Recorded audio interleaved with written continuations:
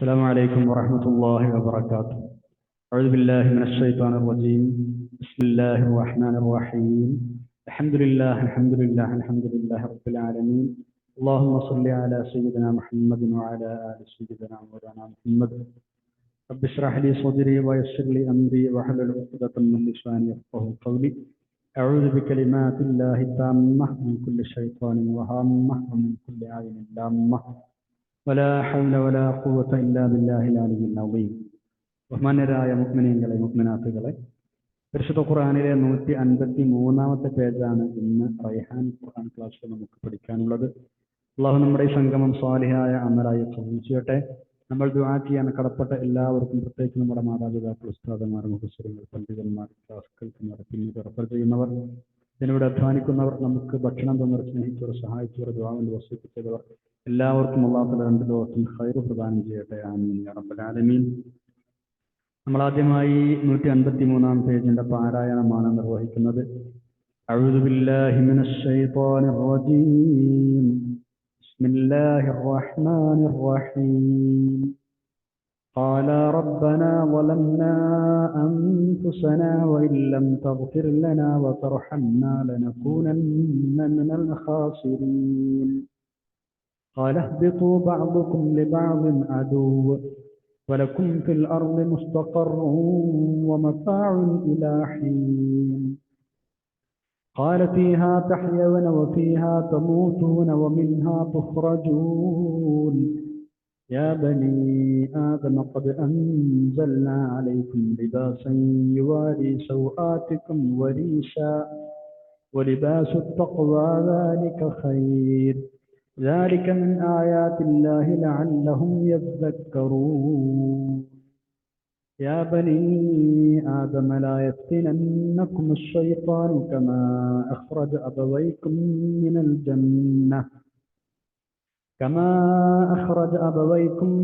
الجنة ينزع عنهما لباسهما ليريهما سوآتهما إنه يراكم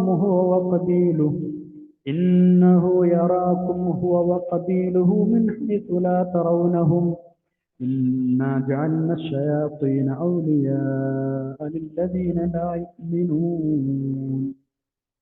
وإذا فعلوا فاحشة قالوا وجدنا عليها آباءنا والله أمرنا بها قل إن الله لا يأمر بالفحشاء أتقولون على الله ما لا تعلمون. قل أمر ربي بالقسط وأقيموا وجوهكم عند كل مسجد وادعوه مخلصين له الدين كما بدأكم تعودون. فريقا هدى وفريقا حق عليهم الضلالة إنهم اتخذوا الشياطين أولياء من دون الله ويحسبون أنهم مهتدون. صدق الله العلي العظيم. സൂറത്തുൽ അഅറാഫിലെ 23 മുതൽ 30 വരെയുള്ള 8 ആയത്തുകളാണ് നമ്മൾ ഓതിവെച്ചത്.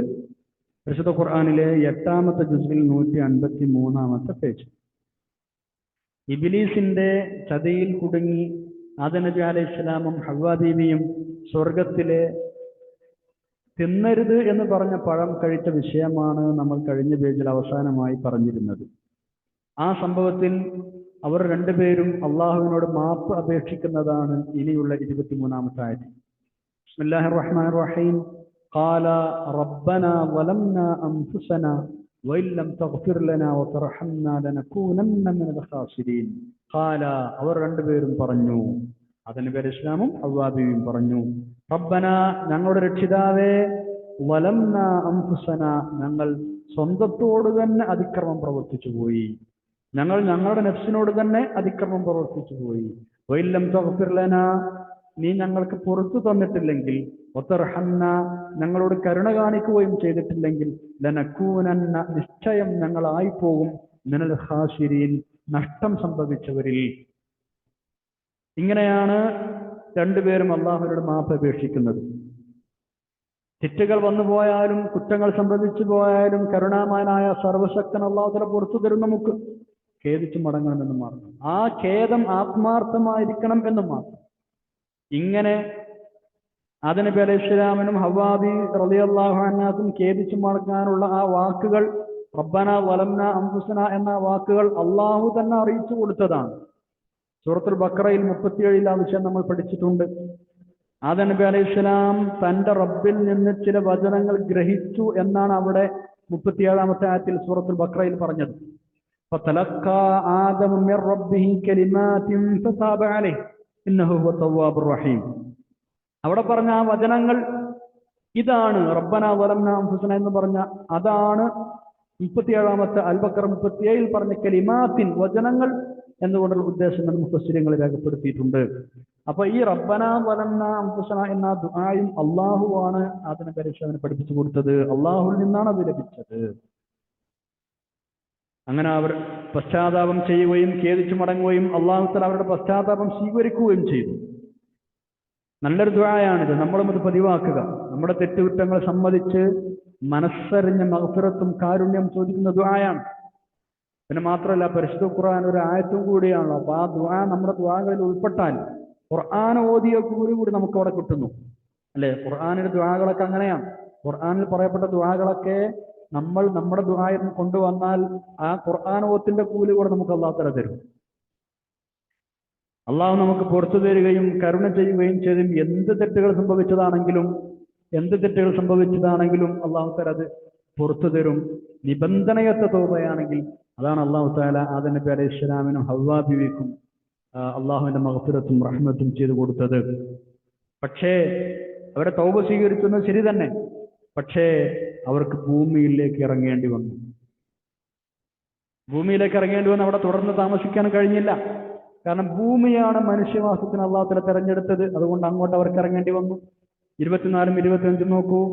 ഈ ഒരു വീഴ്ചയുടെ പശ്ചാത്തലത്തിൽ ആദം നബി അലൈഹി സ്വലാമിനെ അള്ളാഹു തആല സ്വർഗത്തിൽ നിന്ന് ഭൂമിയിലേക്ക് മാറ്റുന്നതാണ് ഇനി പറയുന്നത്. അങ്ങനെ ഭൂമിയിലേക്ക് അയച്ചപ്പോ ആവശ്യമായ ഉപദേശങ്ങളും നിർദ്ദേശങ്ങളും ഒക്കെ നൽകി. നിങ്ങൾക്ക് ഭൂമിയിൽ യഥേഷ്ടം താമസിക്കാം, അതിലെ വിഭവങ്ങൾ നിങ്ങൾക്ക് ഉപയോഗപ്പെടുത്താം, നിങ്ങൾക്ക് വേണ്ടതൊക്കെ ഒരുക്കി വെച്ചിട്ടാണ് ഞാൻ നിങ്ങൾ അങ്ങോട്ട് അയക്കുന്നത്. നിങ്ങളുടെ ജീവിതവും മരണവും അവിടെ വെച്ച് തന്നെയായിരിക്കും. ഒരു നിശ്ചിത കാലാവധി വരെയുള്ള ജീവിതം മാത്രമേ നിങ്ങൾക്ക് അവിടെ ഉണ്ടാവൂ. അത് കഴിഞ്ഞാൽ നിങ്ങൾ എല്ലാ മനുഷ്യരും രണ്ടാമതും എൻ്റെ അടുക്കിലേക്ക് തന്നെ തിരിച്ചു കൊണ്ടുവരപ്പെടും, മഹ്ശറിലേക്ക് ഒരുമിച്ച് കൊട്ടപ്പെടും. ഇങ്ങനെയൊക്കെ പറഞ്ഞാണ് ആദം നബി അലൈഹി സ്വലാമിനെയും ഹവ്വാ ബീവിയെയും അല്ലാഹു തആല ഭൂമിയിലേക്ക് ഇറക്കുന്നത്. നോക്കൂ 24-ാമത്തെ ആയത്ത്. ബിസ്മില്ലാഹിർ റഹ്മാനിർ റഹീം. ഖാല ഹബിതു ബഅദുകും ലിബഅദിൻ അദുവ്വ് വലക്കും ഫിൽ അർദി മുസ്തഖറും വമതാഉൻ ഇലാ ഹീൻ. ഖാല അല്ലാഹു തആല പറഞ്ഞു, ഇഹ്ബിതു, നിങ്ങൾ ഇറങ്ങൂ, നിങ്ങൾ ഇറങ്ങിപ്പോകണം ഭൂമിയിലേക്ക്. ബഅദുകും, നിങ്ങളിൽ ചില ആളുകൾ, ലിബഅദിൻ, മറ്റു ചിലർക്ക്, അദുവ്വൻ, ശത്രുക്കളാണ്. നിങ്ങൾ പരസ്പരം ശത്രുക്കളായിരിക്കും. നമുക്ക് വിശദീകരിക്കാം. വലക്കും, നിങ്ങൾക്കുണ്ട്, ഫിൽ അർദി, ഭൂമിയിൽ, മുസ്തഖറുൻ, വാസസ്ഥലമുണ്ട്, വമതാഉൻ ഇലാ ഹീൻ, ഒരു നിശ്ചിത സമയം വരെ ജീവിത സൗകര്യങ്ങളുമുണ്ട്. മുസ്തഖർ എന്ന് പറഞ്ഞാൽ വാസസ്ഥലം, ഭൂമിയിൽ നിങ്ങൾക്ക് വാസസ്ഥലമുണ്ട്. വമതാഉൻ, എല്ലാ ജീവിത സൗകര്യങ്ങളുമുണ്ട്. ഇലാ ഹീൻ, ഒരു നിശ്ചിത സമയം വരെ. ഹീൻ എന്ന് പറഞ്ഞാൽ സമയം. നിങ്ങൾ ഇറങ്ങുക എന്ന് പറഞ്ഞ ഈ ഇഹ്ബിതു എന്നതിലെ അഭിസംബോധന, അതില് 3 പേരുണ്ട്. ആദമുണ്ട് അലൈഹിസ്സലാം, ഹവ്വാ ബീവി ഉണ്ട് റളിയല്ലാഹു അൻഹ, ഇബ്ലീസ്. ഈ 3 ആളുകളോടാണ് ഇഹ്ബിതു എന്ന് പറഞ്ഞത്. ബഅദുകും ലിബഅദിൻ അദുവ്വ് എന്ന് പറഞ്ഞാൽ ഇബ്ലീസും മനുഷ്യരും പരസ്പരം ശത്രുക്കളാണ് എന്നൊരർത്ഥമുണ്ട്. അതായത് പിശാച് മനുഷ്യന്റെയും മനുഷ്യൻ പിശാചിന്റെയും വൈരികളാണ്, പരസ്പരം ശത്രുക്കളാണ്. ഇന്ന ശൈത്താന ലക്കും അദുവ്വുൻ എന്ന് സൂറത്ത് ഫാത്തിറിൽ 6-ാമത്തെ ആയത്തിൽ അല്ലാഹു തആല പറഞ്ഞിട്ടുണ്ട്. പിശാച് നിങ്ങളുടെ അദുവ്വാണ്. നിങ്ങളിൽ ചിലർക്ക് അദുവ്വാണെന്ന് പറഞ്ഞാൽ ഈ അഭിസംബോധന ചെയ്ത് ഇറങ്ങിപ്പോകാൻ പറയുന്ന ആളിൽ പിശാചുണ്ടല്ലോ, ആദനബിയുണ്ട്, പിശാചുണ്ട്, അവാബിയുണ്ട്, 3 ആളുകൾ. അപ്പൊ നിങ്ങൾ പരസ്പരം തമ്മിൽ ശത്രുക്കളാണെന്ന് പറഞ്ഞാൽ മനുഷ്യന്റെ ശത്രുവാണ് പിശാച്, പിശാചിന്റെ ശത്രുവാണ് മനുഷ്യൻ. 25-ാമത്തെ ആയത്ത് നോക്കൂ. ബിസ്മില്ലാഹിർ റഹ്മാനിർ റഹീം. ഖാല ഫീഹാ തഹ്യൗന വഫീഹാ തമൂതൂന വമിൻഹാ തുഖ്റജൂൻ. അല്ലാഹു തആല തുടർന്ന് പറയുകയാണ്, ഫീഹാ, ആ ഭൂമിയിൽ, തഹ്യൗന, നിങ്ങൾ ജീവിക്കും, വഫീഹാ, ആ ഭൂമിയിൽ, തമൂതൂന, നിങ്ങൾ മരിക്കുകയും ചെയ്യും, വമിൻഹാ, ആ ഭൂമിയിൽ നിന്ന് തന്നെ, തുഖ്റജൂന, നിങ്ങൾ എഴുന്നേൽപ്പിക്കപ്പെടുകയും ചെയ്യും, നിങ്ങൾക്ക് പുനർജന്മം നൽകപ്പെടുകയും ചെയ്യും. എവിടെയാണ് ഭൂമിയിൽ ആദം നബി അലൈഹി ഇസ്ലാമും ഹവ്വാബിയും ഇറങ്ങിയത്? ഇത് സംബന്ധമായി വ്യത്യസ്ത അഭിപ്രായങ്ങളുണ്ട്. ആദം നബി അലൈഹി ഇസ്ലാം സിലോണിലാണ് ഇറങ്ങിയത് എന്ന അഭിപ്രായമുണ്ട്. ഹവ്വാബി റളിയല്ലാഹു അൻഹു ജിദ്ദയിലാണ് ഇറങ്ങിയതെന്ന അഭിപ്രായമുണ്ട്. ഏതായാലും ഭൂമിയിലേക്ക് ഇറങ്ങിയതിന് ശേഷം ആദം നബി അലൈഹി ഇസ്ലാം അല്ലാഹു തആല ഹജ്ജിന് പോകാൻ വേണ്ടി നിർദ്ദേശിച്ചു. അങ്ങനെ ജിബ്രീൽ അലൈഹി ഇസ്ലാമിന്റെ സഹായത്തോടെ, മലക്കുകളുടെ സഹായത്തോടെ ആദം നബി അലൈഹി ഇസ്ലാം കഅബ ഷരീഫിന്റെ അടുത്ത് പോയി ഹജ്ജ് നിർവഹിച്ചിട്ടുണ്ട്. 40 തവണ അങ്ങനെ നിർവഹിച്ചിട്ടുണ്ടെന്ന് ചരിത്രം രേഖപ്പെടുത്തിയിട്ടുണ്ട്. ഒരു ഹജ്ജിന് ശേഷം ജിബ്രീൽ അലൈഹി ഇസ്ലാമിന്റെ നിർദ്ദേശപ്രകാരം ആദം നബി അലൈഹി ഇസ്ലാം അറഫ എന്നറിയപ്പെടുന്ന സ്ഥലത്തേക്ക് യാത്ര പോയി. അവിടേക്കൊന്ന് പ്രത്യേകമായി പോകാൻ വേണ്ടി പറഞ്ഞു. അങ്ങനെയാണ് വഴിയിൽ വെച്ച് തൻ്റെ പ്രാണസഖിയായിരുന്ന ഹവ്വ റളിയല്ലാഹു അൻഹയെ കണ്ടുമുട്ടുന്നത്. ഇത് സംബന്ധമായി പല അഭിപ്രായങ്ങൾ വേറെയും ഉണ്ട്.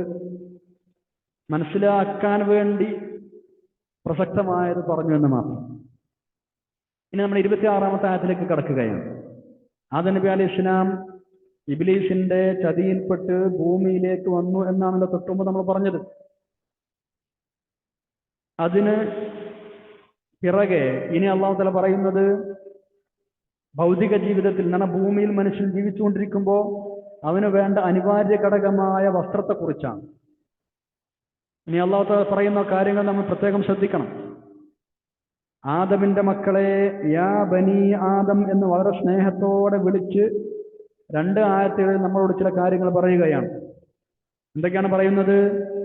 നഗ്നത മറക്കാനും അലങ്കാരത്തിനും ആവശ്യമായ വസ്ത്രങ്ങൾ നിങ്ങൾക്ക് നൽകി എന്ന അനുഗ്രഹം നമ്മളെ ഓർമ്മപ്പെടുത്തുന്നു.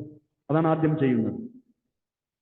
ഭക്ഷണം പാനീയം എന്നതുപോലെ തന്നെ മനുഷ്യന്റെ ജീവിതത്തിന്റെ അനിവാര്യമായ ഒരു ഘടകമാണ് നഗ്നത മറക്കാനുള്ള വസ്ത്രം. പൊതുവെ എല്ലാ ടൈപ്പ് മനുഷ്യരും, കാടുകളിൽ ജീവിക്കുന്ന ആളുകളാണെങ്കിൽ പോലും, ആദിവാസികളാണെങ്കിൽ പോലും വല്ല ഇലകളോ മരത്തോലോ ഒക്കെ വെച്ച് ഗുഹ്യസ്ഥാനം നഗ്നത മറക്കാറുണ്ട്. മറ്റു ജീവികളിൽ നിന്ന് മനുഷ്യജീവികളെ, മനുഷ്യവർഗത്തെ വ്യതിരിക്തമാക്കുന്ന പ്രധാനപ്പെട്ട ഒരു ഘടകം കൂടിയാണ്. മുഫസ്സിരീങ്ങൾ പറഞ്ഞതുപോലെ ഇങ്ങനെ നഗ്നത മറക്കാൻ വസ്ത്രം നൽകുക വഴി അള്ളാഹു മനുഷ്യന് നൽകിയ അനുഗ്രഹത്തിന്റെ മഹാത്മ്യം മനസ്സിലാക്കാൻ തൊട്ട് മുമ്പ് പറഞ്ഞ ആദം നബി അലൈഹി ഇസ്ലാമിന്റെ സംഭവം തന്നെ ധാരാളമാണ്. എന്താ സംഭവം? സ്വർഗത്തിലുള്ള സമയത്ത് ആദം നബി അലൈഹി ഇസ്ലാമിനെയും ഹവ്വ റളിയല്ലാഹു അൻഹയെയും പിശാച് പിഴപ്പിച്ചിട്ട് നഗ്നത വെളിപ്പെടുത്തി കളഞ്ഞില്ലേ? അവർക്ക് നഗ്നത മറക്കാനുള്ള ഇത്തരം വസ്ത്രം, സ്വർഗീയ വസ്ത്രം ഉണ്ടായിരുന്നു 2 പേർക്കും. പിശാചിന്റെ ദുരുപദേശത്തിൽ വഞ്ചിതരായി അവിടെ ആദ്യം സംഭവിച്ചവരുടെ നഗ്നത വെളിപ്പെടുകയാണ്. ഉടനെ അവർ ചെയ്തത് എന്താ? സ്വർഗത്തിലെ ഇലകളെടുത്ത് നഗ്നത മറക്കാൻ പറ്റിച്ചു വെക്കാൻ തുടങ്ങുകയാണ് അവർ ചെയ്തത്. ഇതെല്ലാം കൂട്ടി വായിക്കുമ്പോ വസ്ത്രം എന്ന അനുഗ്രഹം വലിയൊരു അനുഗ്രഹമാണ്. അതിന്റെ പേരിൽ നമ്മൾ അള്ളാഹുവിനോട് എപ്പോഴും നന്ദി കാണിക്കുന്ന ആളുകളായിരിക്കണം. അതുകൊണ്ടാണ് അള്ളാഹു തആല ആയത്തിൽ ആ വിഷയം പ്രത്യേകമായി പറയുന്നത്. ഇന്നത്തെ സാഹചര്യത്തിൽ പ്രത്യേകമായി അനുഗ്രഹം അവർക്ക് പറയണം. എല്ലാ ധാർമ്മിക മൂല്യങ്ങളിൽ നിന്നും മനുഷ്യൻ അകന്നുകൊണ്ടിരിക്കുന്ന ഒരു കാലഘട്ടമാണ്. മൃഗീയതയിലേക്ക്, പൈശാചികതയിലേക്ക് മനുഷ്യൻ ചേക്കേറിക്കൊണ്ടിരിക്കുന്ന സമയമാണിത്. അർദ്ധനഗ്നരായ, പൂർണ്ണനഗ്നരായ കുറെ ആളുകൾ രംഗത്ത് വരുന്നു. എന്നിട്ട് അതൊക്കെ നവോത്ഥാനത്തിന്റെ, സ്വാതന്ത്ര്യത്തിന്റെ അടയാളമായി കൊണ്ടു നടക്കുന്നു. അവരും ഇതൊക്കെ ശ്രദ്ധിക്കണം. ഇത്തരം പണികൾ ചെയ്യുന്ന ആളുകളുടെ ഉള്ളിലും വസ്ത്രം അല്ലെങ്കിൽ നഗ്നത, നാണം എന്നൊരാശയം മനസ്സിന്റെ ഉള്ളിലെങ്കിലും ഉണ്ടാവും. പക്ഷെ മറ്റെന്തൊക്കെയോ ചില താല്പര്യങ്ങൾക്ക് വേണ്ടി രംഗത്തിറങ്ങുകയാണ്. അതെല്ലാവർക്കും അറിയാവുന്ന കാര്യവുമാണ്. അല്ലാഹു തആല പറഞ്ഞു വരുന്നത് മനുഷ്യന്റെ നഗ്നത മറക്കാനും അലങ്കാരത്തിനും ആവശ്യമായ വസ്ത്രങ്ങൾ നിർമ്മിക്കാനുള്ള എല്ലാ ഉപകരണങ്ങളും സംവിധാനങ്ങളും ഭൂമിയിൽ ശരിയാക്കി വെച്ചിട്ടുണ്ട്. അതേസമയം ഏറ്റവും പ്രധാനപ്പെട്ട വസ്ത്രം എന്താണെന്നറിയോ? നിങ്ങൾ എടുത്തണിയേണ്ട ഏറ്റവും പ്രധാനപ്പെട്ട വസ്ത്രം പുറമേ ധരിക്കുന്നത് മാത്രമല്ല. ഏറ്റവും പ്രധാനപ്പെട്ടത് തഖ്വ എന്ന ആന്തരികമായ വസ്ത്രമാണ്. ആ വസ്ത്രം ഇല്ലാതെ വരുമ്പോഴാണ് പിശാച് നിങ്ങളെ കെണിയിൽപ്പെടുത്തുക. അതിന്റെ അഭാവം മൂലമാണ് നിങ്ങൾക്ക് പരലോകത്ത് വലിയ നാണക്കേടും മാനക്കേടും ഏൽക്കേണ്ടി വരിക. അതുകൊണ്ട് നിങ്ങൾ ശ്രദ്ധിക്കണം. അള്ളാഹുവിന്റെ കഴിവിന്റെയും അനുഗ്രഹത്തിന്റെയും റഹ്മത്തിന്റെയും ദൃഷ്ടാന്തമായാണ് ഇത്തരം സൗകര്യങ്ങൾ അവൻ ഏർപ്പെടുത്തി തന്നത്. നിങ്ങൾ ചിന്തിക്കാൻ വേണ്ടിയാണ് ഇതെല്ലാം നിങ്ങളെ ഓർമ്മപ്പെടുത്തുന്നത്. ഇതൊക്കെയാണ് ഇനി അല്ലാഹു തആല പറയുന്നത്. 26-ാമത്തെ ആയത്ത് നോക്കൂ. ബിസ്മില്ലാഹിർ റഹ്മാനിർ റഹീം. യാ ബനീ ആദമ ഖദ് അൻസൽനാ അലൈക്കും ലിബാസൻ യുവാരി സൗആതികും വരീഷ വലിബാസു തഖ്വ ദാലിക ഖൈർ ദാലിക മിൻ ആയാത്തില്ലാഹി ലഅല്ലഹും യതദക്കറൂൻ. യാ ബനീ ആദം, ആദമിന്റെ മക്കളെ, ആദമിന്റെ സന്തതികളെ, അത് അൻസൽനാ, നിശ്ചയം നാം ഇറക്കി തന്നിട്ടുണ്ട്, അലൈക്കും നിങ്ങൾക്ക്, ലിബാസൻ വസ്ത്രം ഇറക്കി തന്നിട്ടുണ്ട്, വസ്ത്രം നാം നിങ്ങൾക്ക് തന്നിട്ടുണ്ട്, യുവാരി സൗആത്തിക്കും നിങ്ങളുടെ നഗ്നത മറക്കാനുള്ള, യുവാരി ആ ഡ്രസ്സുകൾ മറക്കുന്നു, സൗആത്തിക്കും നിങ്ങളുടെ നഗ്നതകൾ. പിന്നെ എന്തും തന്നിട്ടുണ്ട്, വരീഷൻ അലങ്കാരത്തിനുള്ള വസ്ത്രങ്ങളും തന്നിട്ടുണ്ട്. നഗ്നത മറക്കാനുള്ള വസ്ത്രങ്ങളും വരീഷൻ അലങ്കാരത്തിന് വേണ്ടിയുള്ള വസ്ത്രങ്ങളും തന്നിട്ടുണ്ട്.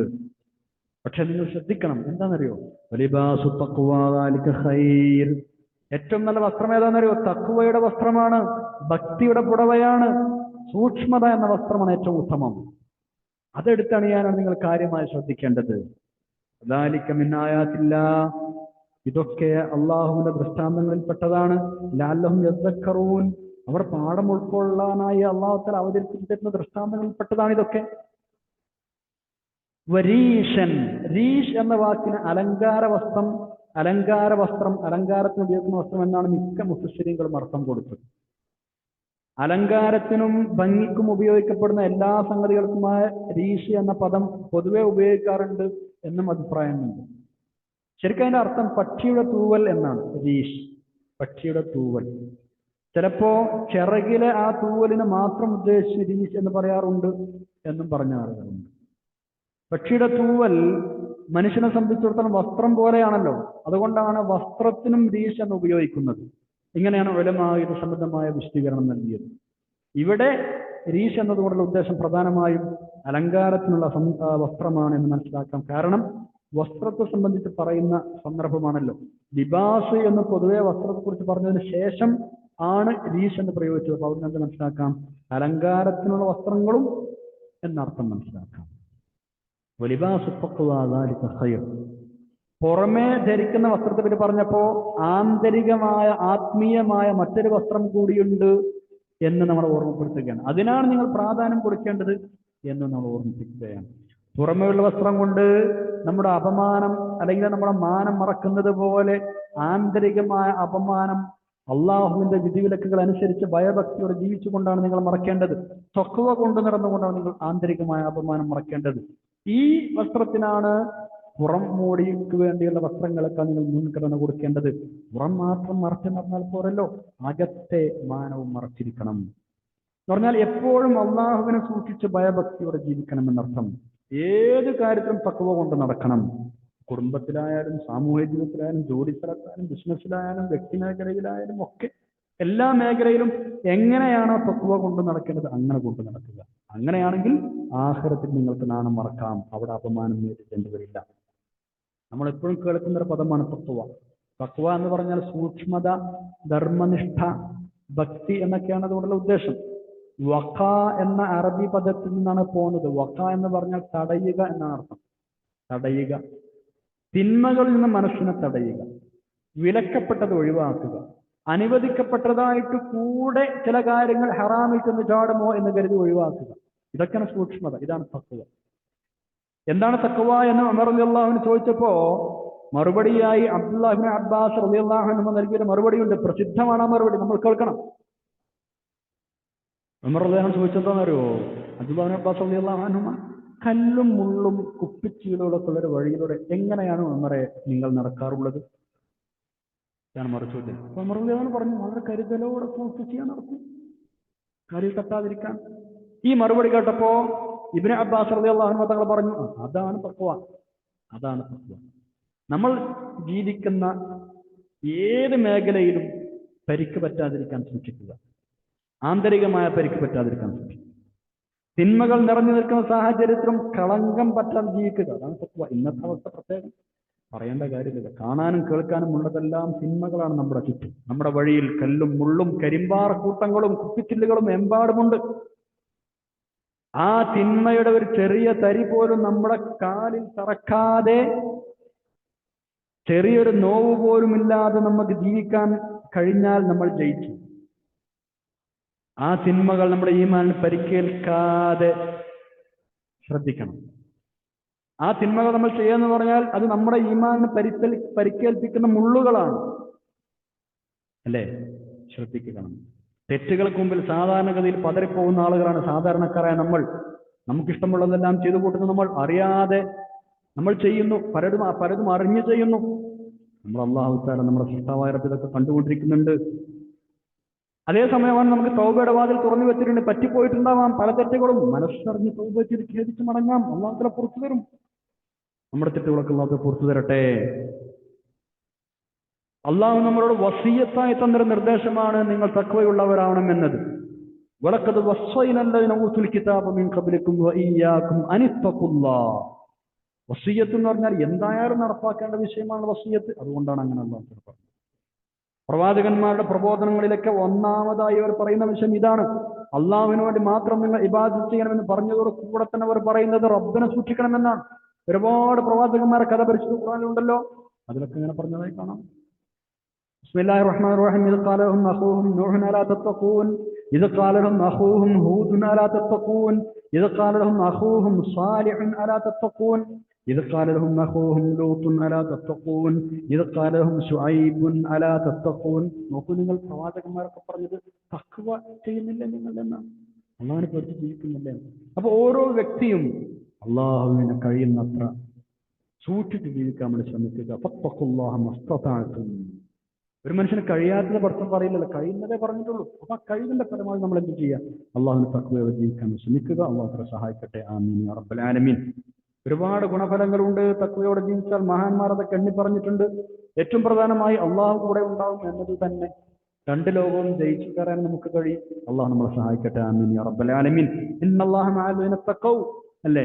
വത്തഖുല്ലാഹ വഅലമു അന്നല്ലാഹ മഅൽ മുത്തഖീൻ. ആ ആയത്തുകളൊക്കെ പറഞ്ഞു തരുന്നത് അള്ളാഹു മുത്തഖീങ്ങളുടെ കൂടെയാണ് എന്നാണ്. അള്ളാഹു നമ്മളെ സഹായിക്കട്ടെ. ആമീൻ യാ റബ്ബൽ ആലമീൻ. വന്നുപോയ പാപങ്ങൾ അള്ളാഹു തആല മഹ്ലൂഖുകളെ പുറത്തു തരട്ടെ. ആമീൻ. നമ്മൾ 27-ാമത്തെ ആയത്തിലേക്ക് കടക്കുകയാണ്. പല കുതന്ത്രങ്ങളും ചക്കരവാക്കുകളൊക്കെ പറഞ്ഞിട്ട് ആദം നബി അലൈഹി സ്വലാമിനെ വഞ്ചിക്കുകയാണ് ഇബ്ലീസ് ചെയ്തത്. അതുപോലെ നിങ്ങളെയും അവൻ വഞ്ചിക്കാനും പറ്റിക്കാനും പല കുതന്ത്രങ്ങളും പറഞ്ഞ് നിങ്ങളെ കെണിയിൽ വീഴ്ത്താൻ പല തന്ത്രങ്ങളും പ്രയോഗിക്കുമെന്ന് അല്ലാഹു ഉണർത്തുകയാണ്. നിങ്ങളുടെ മാതാപിതാക്കളെ സ്വർഗത്തിൽ നിന്ന് അവനാണ് പുറത്താക്കിയത്. നിങ്ങളുടെ ബദ്ധശത്രുവും നിങ്ങളെ പഴപ്പിക്കാൻ കഴിയുന്നതെല്ലാം ചെയ്യുമെന്ന് പ്രതിജ്ഞ എടുത്ത ആളാണവൻ. അതുകൊണ്ട് നിങ്ങൾ ജാഗരൂകരായിരിക്കണം. മാത്രമല്ല, ആദം നബി അലൈഹി സ്വലാമുമായി തുലനം ചെയ്യുമ്പോൾ നമ്മളൊക്കെ ഇവിടെ കിടക്കുന്ന ആൾക്കാരാണ്. വളരെ താഴ്ന്ന ലെവലിലുള്ള ആളുകളാണ് നമ്മൾ. അള്ളാഹു തന്നെ സ്വയം ഡയറക്റ്റായി സൃഷ്ടിച്ച് സ്വർഗത്തിൽ താമസിപ്പിച്ച് അവിടുത്തെ എല്ലാ സുഖ സൗകര്യങ്ങളും അനുവദിച്ചു കൊടുത്ത ആദം നബി അലൈഹി സ്വലാം, ആ ആദം നബിയെ പോലും പിശാച് വഴിതെറ്റിച്ചെങ്കിൽ നമ്മുടെ അവസ്ഥ എന്താ? നമ്മൾ നല്ലോണം ശ്രദ്ധിക്കണമെന്നർത്ഥം. പിശാചിന്റെ ചതിയെപ്പറ്റി ഇത്ര ശക്തമായി താക്കീത് ചെയ്യാനുള്ള കാരണം അല്ലാഹു പറഞ്ഞു തരുന്നുണ്ട്. അതായത് അവനും അവന്റെ കൂട്ടുകാരും നിങ്ങളെ കാണുന്നുണ്ട്, നിങ്ങൾക്ക് അവനെ കാണാൻ കഴിയില്ല. അതുകൊണ്ട് നിങ്ങളെ പറ്റിക്കാൻ എളുപ്പമാണ്. കാണാൻ കഴിയുമായിരുന്നെങ്കിൽ അവന്റെ ചതിപ്രയോഗങ്ങൾ മനസ്സിലാക്കാനും പരമാവധി പ്രീകോഷൻ എടുക്കാൻ നിങ്ങൾക്ക് കഴിയുമായിരുന്നു, ഒഴിഞ്ഞു മാറാൻ കഴിയുമായിരുന്നു. പക്ഷെ അതിന് സാധ്യമല്ല. അതുകൊണ്ട് നിങ്ങൾ വളരെ കരുതലോടെ എടുക്കാം. നോക്കൂ 27-ാമത്തെ ആയത്ത്. ബിസ്മില്ലാഹിർ റഹ്മാനിർ റഹീം. യാ ബനീ ആദമ ലാ യഫ്തിനന്നകുമുശ് ശൈത്വാനു കമാ അഖ്റജ അബവൈകും മിനൽ ജന്ന യൻസിഉ അൻഹുമാ ലിബാസഹുമാ ലിയുരിയഹുമാ സൗആതിഹിമാ ഇന്നഹു യറാകും ഹുവ ഖബീലുഹു മിൻ ഹൈസു ലാ തറൗനഹും ഇന്നാ ജഅൽന ശയാതീന ഔലിയാഅ ലില്ലദീന ലാ യുഅ്മിനൂൻ. യാ ബനീ ആദം, ആദമിന്റെ മക്കളെ, ലാ യഫ്തിനന്നകും ശൈത്വാൻ, പിശാച് നിങ്ങളെ വഴിതെറ്റിക്കാതിരിക്കട്ടെ. കമാ അഖ്റജ അബവൈകും, നിങ്ങളുടെ മാതാപിതാക്കൾ അവൻ പുറത്താക്കിയതുപോലെ, മിനൽ ജന്നത്തി, സ്വർഗത്തിൽ നിന്ന്. എങ്ങനെയാ പുറത്താക്കിയത്? യൻസിഉ അൻഹുമാ ലിബാസഹുമാ, അവരുടെ ഗുഹ്യഭാഗങ്ങൾ കാണിച്ചു കൊടുക്കാനായി അവരുടെ ഉടയാടകൾ അവൻ അഴിക്കുകയാണ് ചെയ്തത്. അവൻ ഊരുന്നു, അൻഹുമാ, നിങ്ങളുടെ മാതാപിതാക്കളെ തൊട്ട്, ലിബാസഹുമാ, അവരുടെ വസ്ത്രം അവർ അഴിച്ചു മാറ്റുന്നു. എന്തിന്?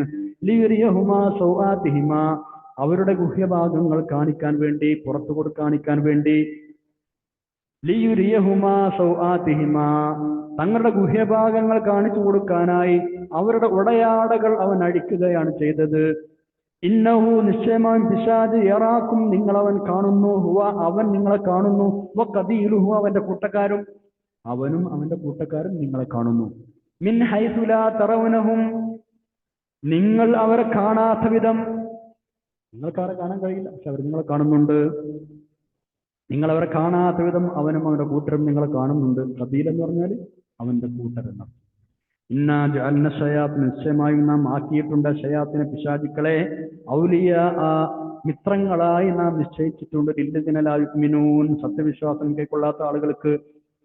അവിശ്വാസികളുടെ ചങ്ങാതിമാരായിട്ടാണ് പിശാചുക്കളെ നാം നിശ്ചയിച്ചത്. അവർക്ക് നാം, അവിശ്വാസികൾക്ക് നാം പിശാചുക്കളെ മിത്രങ്ങളാക്കി കൊടുത്തിരിക്കുകയാണ്. അതുകൊണ്ട് നിങ്ങൾ ഉണ്ടാക്കരുത്, അതിന്റെ മിത്രങ്ങളാവരുത്. കമാ അഖ്റജ അബവൈക്കും മിനൽ ജന്ന, നിങ്ങളുടെ മാതാപിതാക്കൾ സ്വർഗ്ഗത്തിൽ നിന്ന് പുറത്താക്കിയത് പോലെ എന്ന് പറഞ്ഞ് മതിയാക്കാതെ, യൻസിഉ അൻഹുമാ ലിബാസഹുമാ, അവരുടെ വസ്ത്രം നീക്കം ചെയ്തുകൊണ്ട് പുറത്താക്കിയതുപോലെ എന്നുകൂടെ അല്ലാഹു പറഞ്ഞത് പ്രത്യേകം ശ്രദ്ധിക്കണം. നഗ്നത മറക്കുന്നതിന്റെ പ്രാധാന്യവും നഗ്നത പുറത്ത് കാണിക്കുന്നതിന്റെ ഗൗരവമാണ് അവിടെ നമ്മൾ മനസ്സിലാക്കേണ്ടത്. സ്വർഗത്തിന് പുറത്താക്കിയതുപോലെ എന്ന് പറഞ്ഞാൽ നമുക്ക് മനസ്സിലാവും. പക്ഷേ വസ്ത്രം, നഗ്നത പുറത്താക്കിയിട്ട് അവരുടെ വസ്ത്രം ഊരിയിട്ട് അവരെ പുറത്താക്കിയതുപോലെ എന്നത് പ്രത്യേകം ശ്രദ്ധിക്കണം, ഗൗരവമാണെന്നർത്ഥം. ഖബീലുഹു, പിശാചിന്റെ കൂട്ടുകാർ എന്ന് പറഞ്ഞാൽ അവന്റെ മക്കൾ, അവന്റെ സൈന്യങ്ങളൊക്കെ ഉദ്ദേശിച്ചാണ്. മനുഷ്യ പിശാചുക്കളെ അല്ല അവിടെ ഉദ്ദേശം. മനുഷ്യരിൽ പിശാചുക്കളുണ്ട്, പക്ഷെ നമുക്ക് അവരെ കാണാലോ, അങ്ങോട്ടും ഇങ്ങോട്ടൊക്കെ കാണാം. ജിന്നുകളിൽ പിശാചുക്കളെ നമുക്ക് കാണാൻ കഴിയാതെ, രണ്ടു കൂട്ടരും പിശാചുക്കളുണ്ട്, നമ്മുടെ വഴിതെറ്റിക്കാൻ നടക്കുന്ന ആളുകൾ. അതുകൊണ്ടാണ് സൂറത്തുൻ നാസിൽ അല്ലദീ യുവസ്വിസു ഫീ സുദൂരിൻ നാസ് മിനൽ ജിന്നത്തി വന്നാസ് എന്ന് പറയാൻ കാരണം, ജിന്നുകളിലും മനുഷ്യരിലും പെട്ട പിശാചുക്കളുടെ ദുർബോധനങ്ങളിൽ നിന്ന് ഏറ്റവും അപകടകാരികൾ മനുഷ്യന്മാരുടെ കൂട്ടത്തിൽ പിശാചുക്കളാണ് എന്നാണ്. കാരണം നമുക്ക് കാണാം, കണ്ടുകൊണ്ട് നമ്മളെ കൂടെ നമ്മളെ പ്രവർത്തിക്കും. ഭയങ്കര അപകടകാരികളാണ് അവർ. റസൂലുള്ളാഹി സ്വല്ലല്ലാഹു അലൈഹി വസല്ലം അവർക്ക് അബൂദർ തങ്ങൾ ചോദിച്ചില്ലേ, കാരണം കഴിഞ്ഞു പറഞ്ഞു, അല്ല അൽ തഅവ്വത മിൻ ശയാതീനിൽ ജിന്നി വൽ ഇൻസി, മനുഷ്യരിലെയും ജിന്നിലെയും പെട്ട പിശാചുക്കളെ കാര്യത്തിൽ നീ കാവൽ ചോദിച്ചോ? അപ്പൊ അബൂദർ തങ്ങൾ അത്ഭുതപ്പെട്ട് ചോദിച്ചു, റളിയല്ലാഹു അൻഹു, മനുഷ്യന്മാരെ കുറിച്ച് ശൈത്താൻ നബിയെ സ്വല്ലല്ലാഹു അലൈഹി വസല്ലം, ഞാൻ ഉണ്ട് എന്ന് മാത്രമല്ല, ഹും ശർറും മിൻ ശയാതീനിൽ ജിന്നി, ജിന്നുകളിൽപ്പെട്ട പിശാചുക്കളെക്കാൾ ഗൗരവമാണ് അവർ, അവരെ കൊണ്ട് ശല്യം ഗൗരവമാണ്. മാലിക് ഇബ്നു ദീനാർ റഹ്മത്തുള്ളാഹി പറയാറുണ്ട്, എനിക്ക് ഏറ്റവും കൂടുതൽ പ്രശ്നം ഉണ്ടാക്കുന്നത് മനുഷ്യന്മാരെ കൂട്ടത്തിൽപ്പെട്ട ശൈത്താന്മാരാണ്, മനുഷ്യന്മാരെ കൂട്ടത്തിൽ ശൈത്താൻ. കാരണം എന്താ? അള്ളാഹുവിനോട് ഞാൻ മനസ്സറിഞ്ഞ് പിശാചിൽ നിന്ന് കാക്കണേ എന്ന് പറഞ്ഞാൽ ജിന്നിലെ ശൈത്താന്മാർ ഓടിപ്പോവും. അഊദു ബില്ലാഹി മിനശ് ശൈത്താനിർ റജീം എന്ന് പറഞ്ഞാൽ ജിന്നുകളെ കൂട്ടത്തിലെ ശൈത്താൻ ഓടിപ്പോവും. പക്ഷേ മനുഷ്യന്മാരെ കൂട്ടത്തിലുള്ള ശൈത്താൻ എന്താവും? പിന്നെ എൻ്റെ അടുത്ത് ഇങ്ങനെ വന്നിട്ട് എന്നോട് ഇങ്ങനെ പറഞ്ഞ് പ്രേരിപ്പിച്ച് തെറ്റിലേക്ക് പരസ്യമായി എന്നെ കൊണ്ടുപോകും. അപ്പോൾ ഗൗരവമാണെന്നർത്ഥം. അത്രക്കാരൻ നല്ലോണം നമ്മൾ പേടിക്കണം. കൂടെ നടന്ന് പഴപ്പിക്കും, പിന്തിരിപ്പിക്കും, നമ്മളെ കൂടെ നടന്നിട്ട് പലതും പറഞ്ഞു തരും, ഭംഗി വാക്ക് പറയുമെന്നാണ്. തെറ്റാണെങ്കിൽ അവനെ നല്ല വശം പറഞ്ഞു തരും. രണ്ടു കൂട്ടരിലെ പിശാചുക്കളും നമ്മൾ നേരത്തെ കഴിഞ്ഞ ക്ലാസ്സിൽ പറഞ്ഞതുപോലെ നമ്മൾ ശ്രദ്ധിക്കുക. മനുഷ്യന്മാരായ ആളുകൾ നമ്മൾ തെറ്റുകൾ ഹറാമുകൾ ചെയ്യാൻ പ്രേരിപ്പിക്കും. അവർ മനുഷ്യരുടെ പിശാചുക്കളാണ്. അവർ പല കാര്യങ്ങളും സംശയങ്ങളും ആശയക്കുഴപ്പങ്ങളും ഉണ്ടാക്കും. പലതരം ക്ലിപ്പുകൾ, വീഡിയോകൾ നമ്മുടെ മൊബൈലിലേക്ക് അയച്ചു തരും, വാട്സപ്പിലേക്ക് അയച്ചു തരും. എന്നിട്ട് നമ്മളെ ഈമാനിലും അഖീദയിലും വിശ്വാസപരമായ കാര്യങ്ങളൊക്കെ സംശയങ്ങൾ ഉണ്ടാക്കും. അള്ളാഹുവിനെ കുറിച്ച് സംശയം ഉണ്ടാക്കി തരും. ഇത്തരം കാര്യങ്ങളൊക്കെ പെട്ടെന്ന് സംശയങ്ങളും ആശയക്കുഴപ്പവും ഉണ്ടാക്കാലോ. എന്താ ഇപ്പൊ സ്വർഗം, എന്താ സിറാത്ത്, എന്താ ഇപ്പൊ ഖബറിൽ, എങ്ങനെ അവിടെ ശിക്ഷ ഉണ്ടാവുക, ഇങ്ങനെ കുറേ കാര്യങ്ങളിൽ നമ്മളെ ആശയക്കുഴപ്പത്തിൽപ്പെടുത്താൻ മനുഷ്യരിലെ ആളുകൾ നമ്മൾ ശ്രമിക്കും. പിശാചുക്കളാണ് മനുഷ്യർക്ക് സാധിക്കും. അത് അള്ളാഹും റസൂലും പറഞ്ഞു. അതേപോലെ വിശ്വസിക്കുക. ഇത്തരം ചിന്തകൾ വരുമ്പോൾ ഉടനെ അള്ളാഹുവിനോട് കാവൽ ചോദിക്കുക പിശാചിൽ നിന്ന്.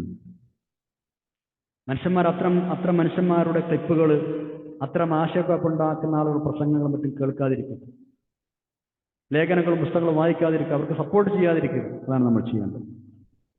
നമ്മുടെ നാവുകളെയും പിശാചുക്കൾ സ്വാധീനിക്കുമെന്നാണ് രണ്ടു കൂട്ടരും, മനുഷ്യന്മാരുടെ കൂട്ടത്തിൽ മറ്റുള്ള കൂട്ടരും.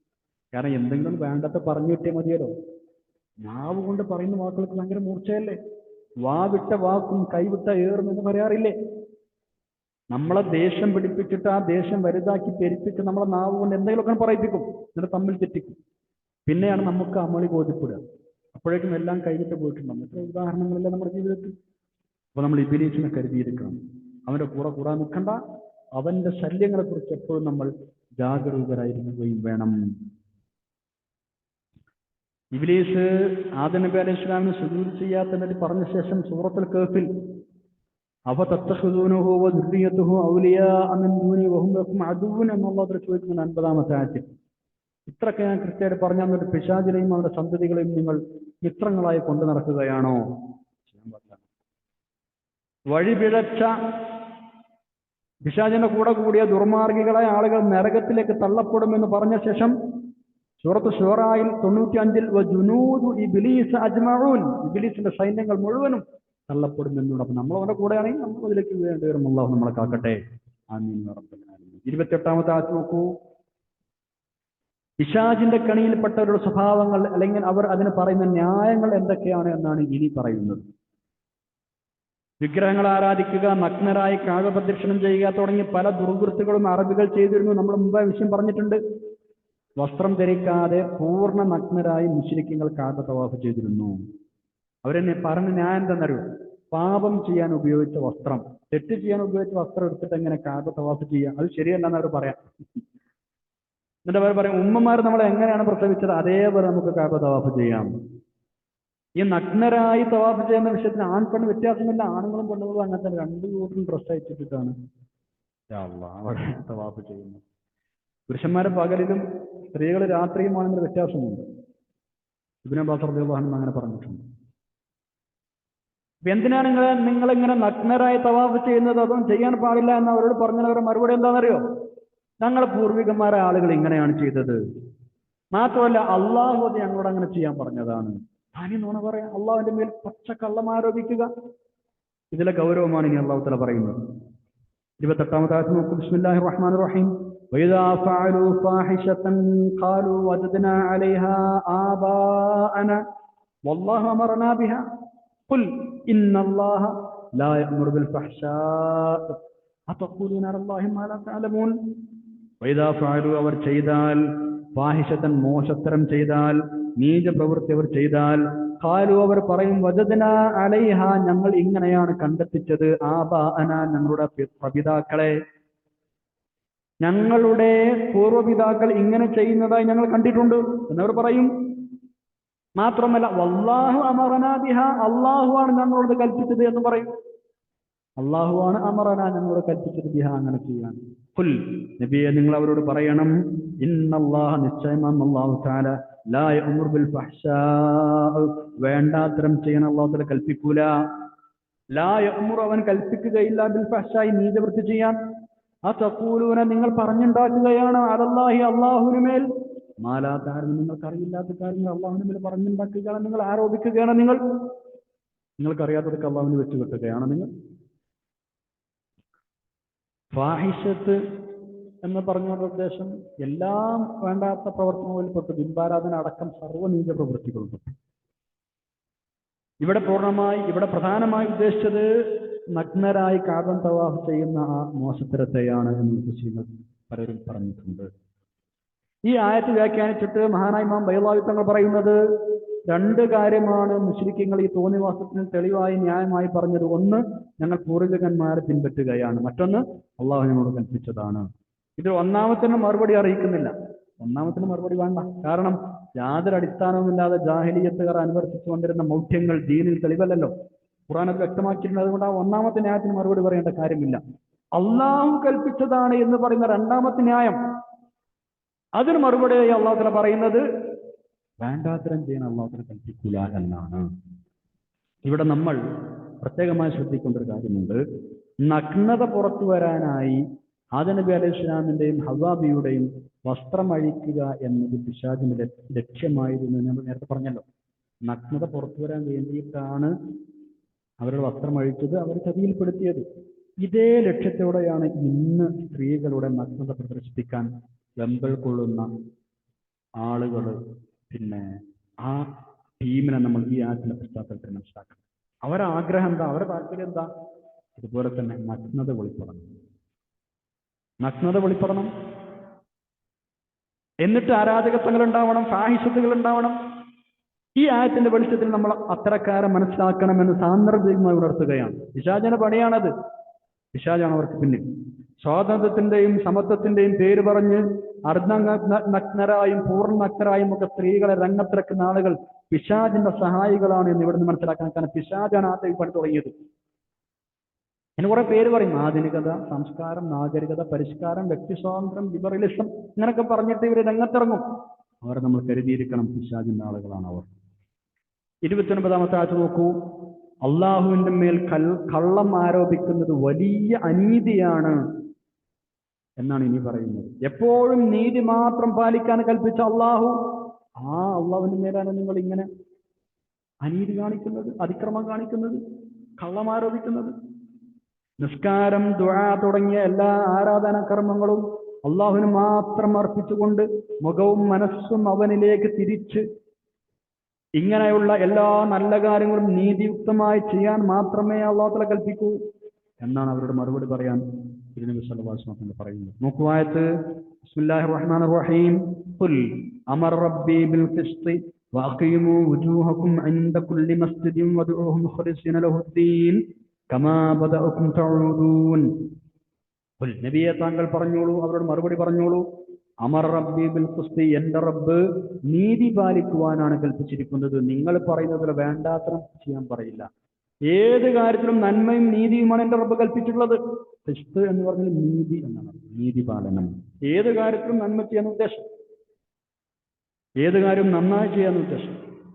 പിന്നെന്തിനാ കൽപ്പിച്ചത്? വഖീമു വുജൂഹകും ഇൻദ കുല്ലി മസ്ജിദിൻ, എല്ലാ നിസ്കാരവേളയിലും നിങ്ങളുടെ മുഖങ്ങൾ അവങ്കിലേക്ക് അഭിമുഖമാക്കുക.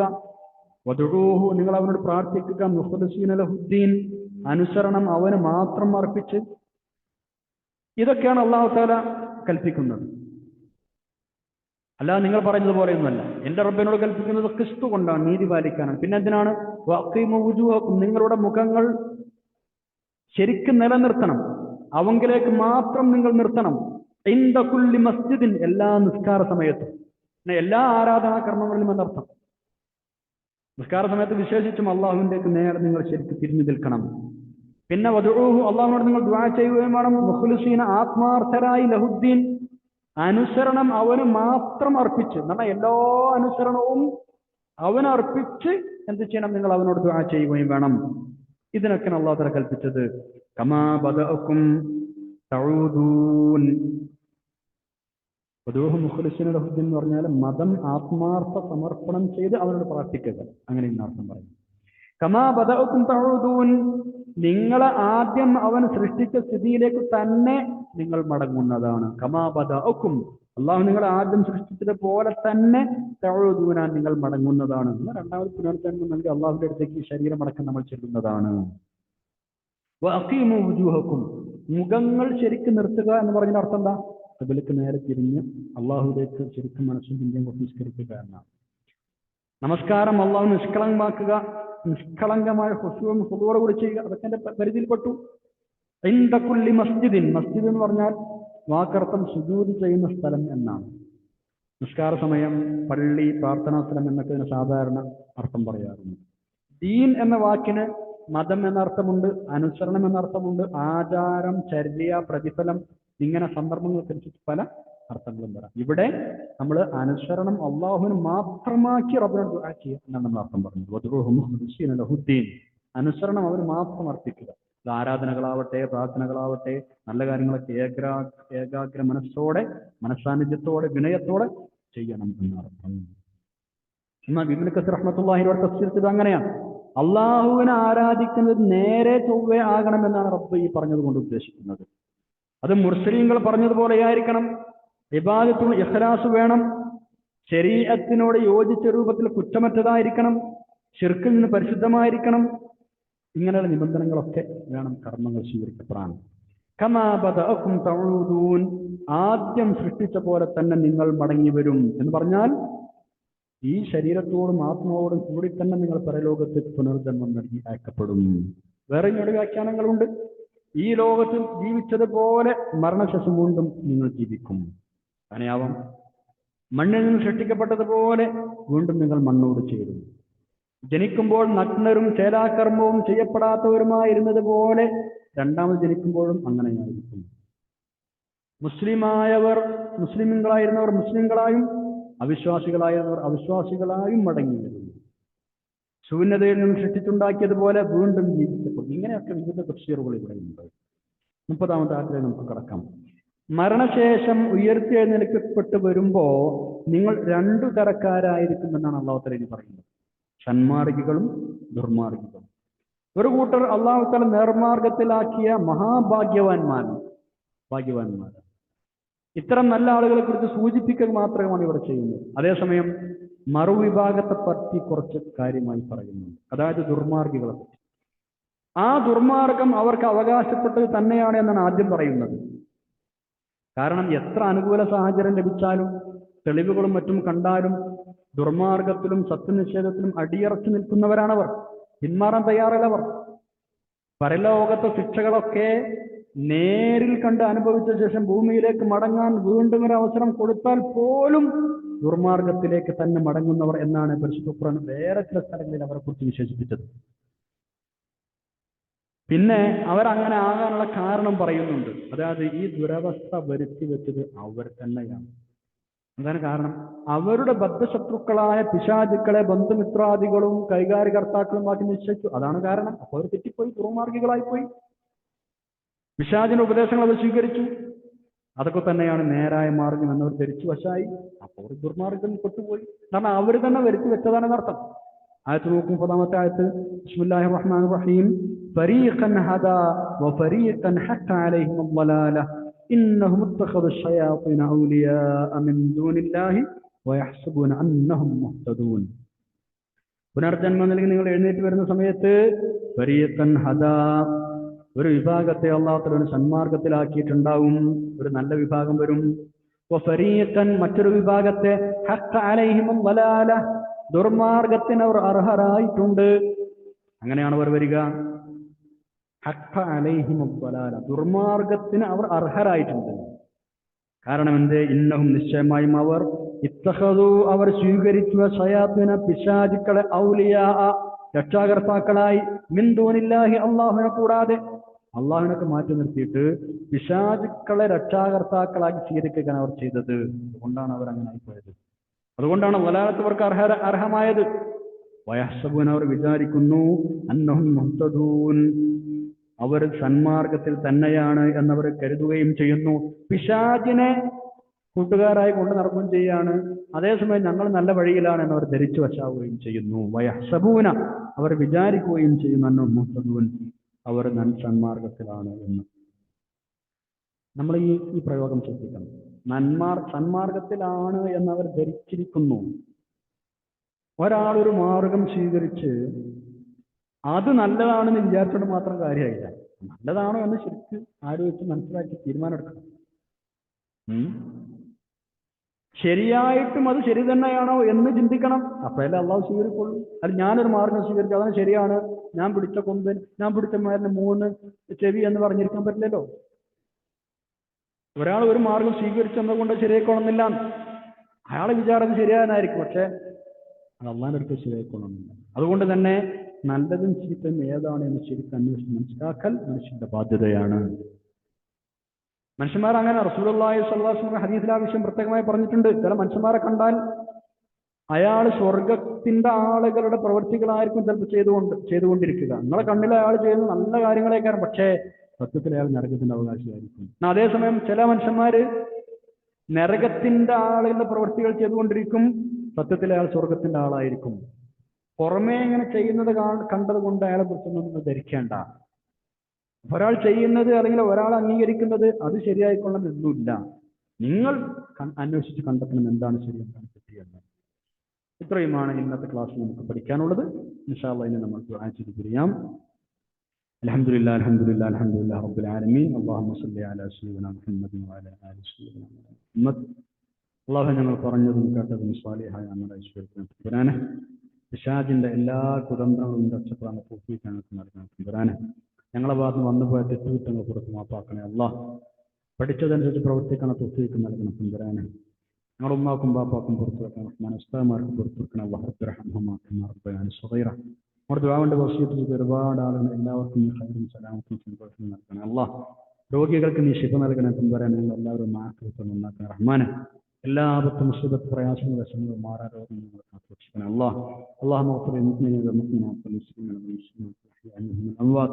اللهم اجعل جمعنا هذا جمعا مرحوما وتفرقنا من بعده تفرقا معصوما ولا تجعل اللهم فينا ولا منا ولا معنا سقينا ولا مطرودا ولا محروما അള്ളാഹുവേ ഈ ക്ലാസ് സ്വീകരിക്കാൻ റബ്ബിക്കുന്നത് അധ്വാനിക്കുന്നത് കേൾക്കുന്നത് പഠിക്കുന്നത് എല്ലാവരും ഒരുപാട് കാലം നിന്റെ ദീനിനും നിന്റെ ഖുർആനിനും ഇഖ്ലാസോടുകൂടി മുഖ്ലിസീന ലഹുദ്ദീനയായി ആത്മാർത്ഥമായി ഖിദ്മത്ത് ചെയ്യാൻ അവസരം നൽകുന്നു. ആഖിറത്തിലേക്ക് നാളെ നിന്റെ അടുത്ത് വരുമ്പോൾ ഏറ്റവും നല്ല അമലുകളായി കാണിച്ചു തരുന്നു തമ്പുരാനെ. ربنا آتنا في الدنيا حسنة وفي الآخرة حسنة وقنا عذاب النار. ربنا تقبل منا إنك أنت السميع العليم وتب علينا إنك أنت التواب الرحيم. آمين برحمتك يا أرحم الراحمين. وصلى الله تعالى وسلم على خير خلق سيدنا محمد وعلى آله وصحبه أجمعين. سبحان ربك رب العزة عما يصفون وسلام على المرسلين والحمد لله رب العالمين. سبحانك اللهم وبحمدك أشهد أن لا إله إلا أنت أستغفرك وأتوب إليك. والسلام عليكم ورحمة الله وبركاته.